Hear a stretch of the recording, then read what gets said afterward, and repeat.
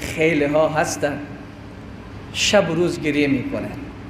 چرا؟ پدرشان و مادرشان در حال از دست دادن که از پیش فرزند راضی نبوده. ای عزیز من، وقتی تو از خانه میری بیرون، مادرت همین روز اذیت کردی، پدرت اذیت کردی تا سر حد که مادر و پدر گریه کرده از دست تو، شاید آخر روز برگردی که چشم مادر جانم پوچ شده باشه، چشم پدر جانم پوچ شده باشه. تو چه رقم بقیه عمر خود را سپری میکنی؟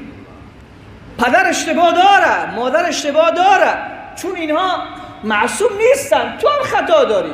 تو 100 مرتبه اشتباه کردی، پدر و مادر پوشید، یک مرتبه هم اشتباه میکنه.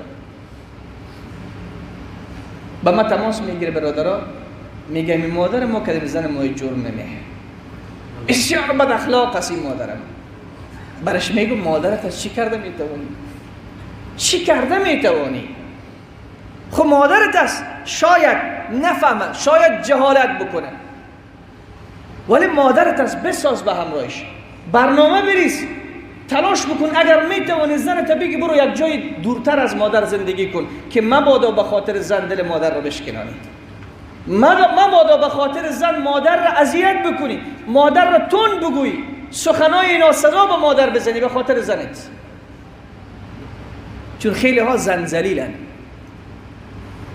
برای زن خودشان که زن درش نرنجانم، دقیقه نه مادر هستن، دقیقه نه خواهر هستن.